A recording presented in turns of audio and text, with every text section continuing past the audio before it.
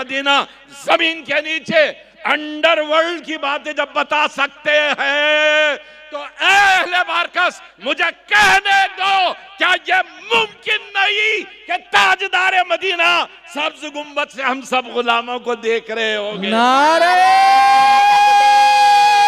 तकबीर, नारे रिसालत, आमदे मुस्तफा, सरकार की आमद, हुजूर की आमद, वकारे अहले सुन्नत। सुभान अल्लाह, सुभान अल्लाह, जिंदाबाद। अरे जिसका कलमा पढ़ते हो उसी के बारे में इतना कच्चा कीदा?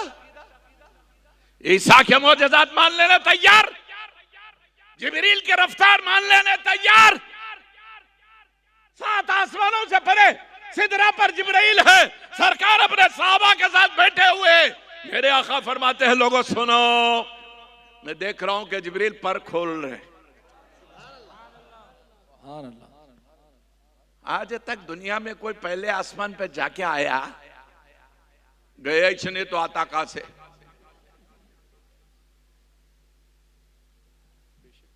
फिर दूसरा उतना ही फासला जितना जमीन से पहले का है, फिर तीसरा द सेम डिस्टेंस, फिर चौथा, पांचवा, छठा, सातवां, इन सातों आसमानों से न जाने कितने ऊपर सिदरा जहां जिब्रील रहते, जिब्रील की मंजिल है, इसके आगे जिब्रील नहीं जाते,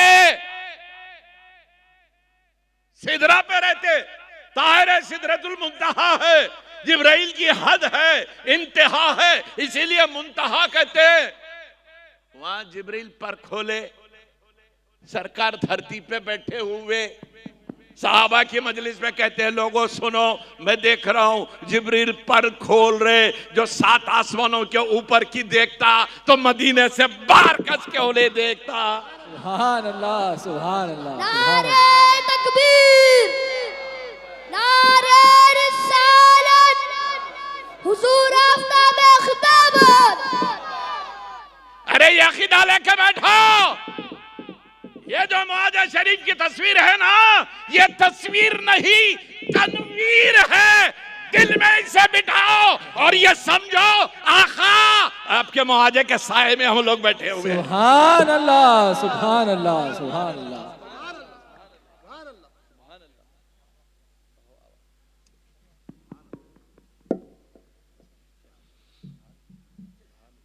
तो आका मेराज पे चले, बुराक छोड़ दिया कहां? मस्जिद अक्सा पर। मस्जिद अक्सा के आगे बुराक का सफर साबित नहीं। ये पहली मंजिल है मस्जिद हराम से मस्जिद अक्सा।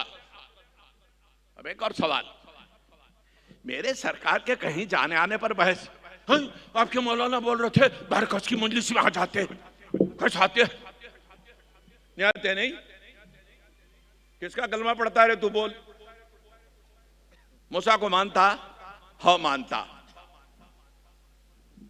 सरकार मस्जिद अक्सा जाते हुए मूसा को देखे कि कब्र में नमाज पढ़ ले, सरकार तो बुराक पे जा रहे, इंसानी रफ्तार वाला, वो जानवर नुमा है एक चीज जिसका नाम बुराक है, जन्नत से लाई गई सवारी।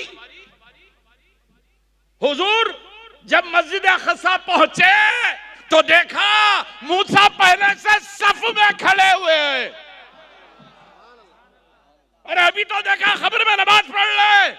मुझे बताओ मूसा कौन सी बुराक पर गए? वो कौन सी बुराक थी जो मूसा को इतना तेजी से मस्जिद अक्सा पहुंचा दी? अभी सरकार देखे, हदीस बता रही है कि खबर में नमाज पढ़ रहे थे और हुजूर के पहुंचने से पहले सफ में खड़े हुए। मुसल्ली खड़े रहने वाला सफ में, उसकी रफ्तार का ये हाल है तो इमाम की रफ्तार का क्या हाल होगा? सुभान अल्लाह, सुभान अल्लाह, सुभान अल्लाह, सुभान अल्लाह।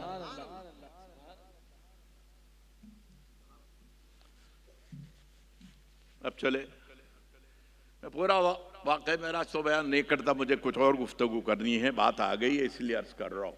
एक मौका है, थोड़ा सा जो अंदर चिंगारी है उसको झाड़ा पर रहा हूं। और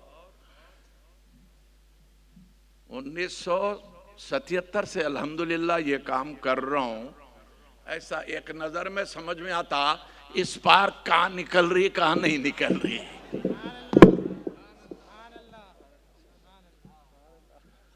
आप थर्मामीटर लगा के टेम्परेचर देखते नहीं? हाँ, हम ईमान की हरारत आंखों से पहचान लेते हैं। सुभान अल्लाह, सुभान अल्लाह। वो कांच की नल की लगाते हो तो internal temperature of the body, अंदर की हरारत, अंदर का तापमान पता दे देता कितना बुखार है। 100 है, 102 है, 103 है, 104 है, या 97 के नीचे ठंडे पसीने आके मुंडी डाल देके पड़े रहता।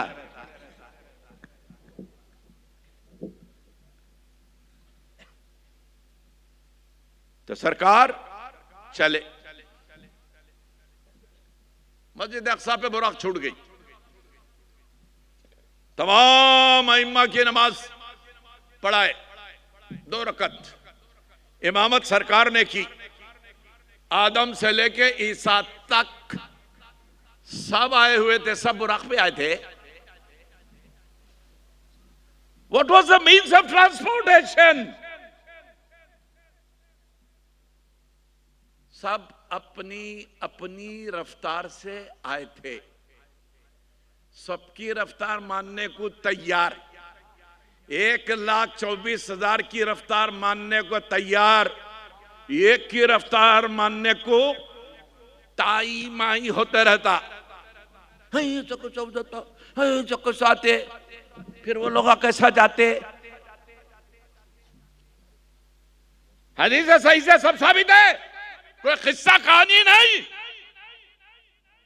हर भारत सरकार ने इमामत फरमाई। अब चले और आगे। अब 2 रिवायतें मिलती है। एक हदीस में अल्फाज मिलते हैं, वह उरिजा बी इला समावात, मुझे आसमानों की तरफ उठाया गया। हजरत निजामुद्दीन महबूब इलाही ने अपने किताब में इसकी तशरीह में लिखा कि एक नूर की सीढ़ी थी और उस सीढ़ी पर रसूलुल्लाह सल्लल्लाहु अलैहि वसल्लम, हम सब के आका, एक जीने पे, लैडर तो समझते हैं ना आप, सीढ़ी जो होती है लैडर, उसमें स्टेप्स होते हैं। एक जीने पे कदम रखे दूसरे जीने पे उतना फासला तय करते थे जितना बुराक तय करके आई थी।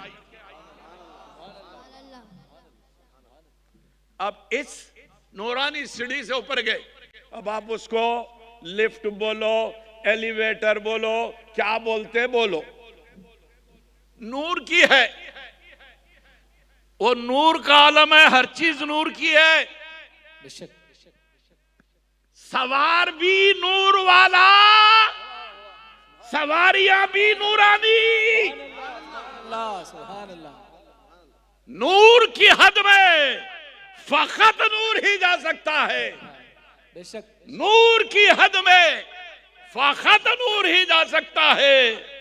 सिर्फ गर होते बशर अर्श पे कैसे जाते। बेशक, सुभान अल्लाह, सुभान अल्लाह। एक झलक बशर बर्दाश्त नहीं कर सका। यही मूसा थे, रोज या जब जब रब कलाम करता, ये जाते मारूजा करते, उधर से जवाब मिलता। आवाज तो सुनते थे, देख नहीं सकते थे। वो आवाज दिल में घर कर रही थी, दीवाना बना रही थी। आखिर एक रोज कह दिया, मौला आवाज इतनी प्यारी है तो आवाज वाला कितना प्यारा होगा। सुभान अल्लाह, सुभान अल्लाह। मेरे मौला, ये नहीं शाने करम का इख्तिजा, तालिबे दीदार ही महरूम हो दीदार से। कभी जलवा दिखा दे। रब्बी अरीनी अंजुर इलाइक 9 मरतबे कहा था, इसलिए वहां 9 मरतबे वापस भेजा नमाजों के बहाने से।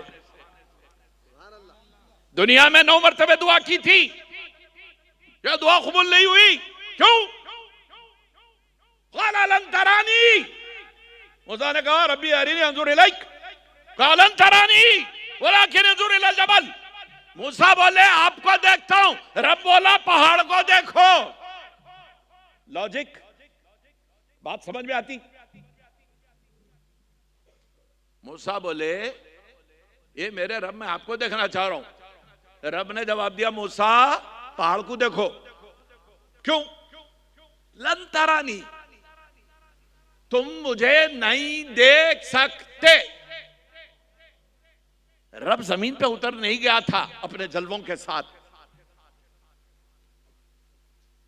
70,000 हिजाबात पर्दों के पीछे से।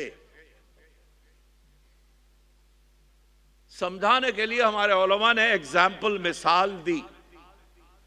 Assume that it was the 1,000th part of the whole of the needle.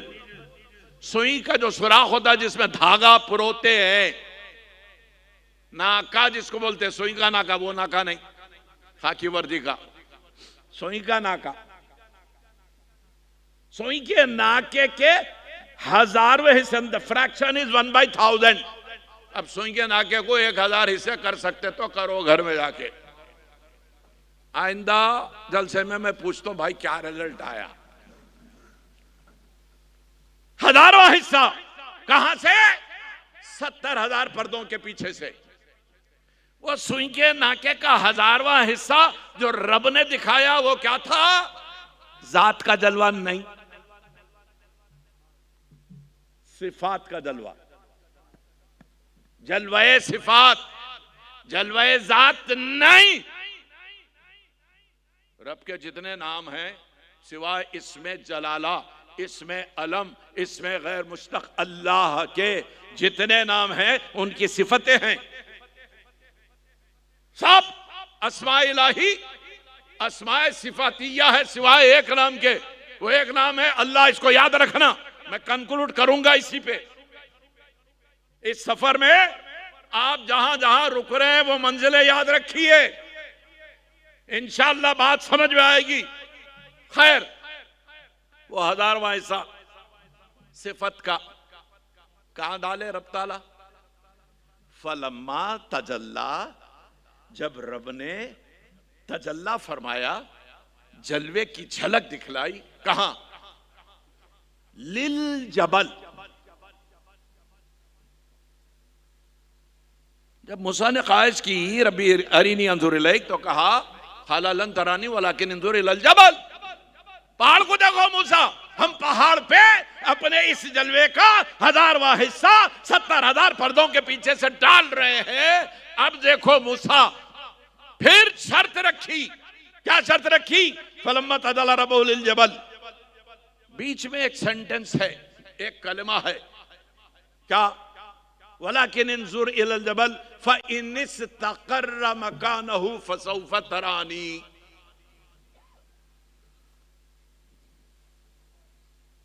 अगर ये पहाड़ अपनी जगह पूरे तहम्मुल के साथ, सबर के साथ, सुकून के साथ, ज़र्फ के साथ ठहरा रहे, इसको कुछ ना हो, कोई तब्दीली ना आए, there should be no change,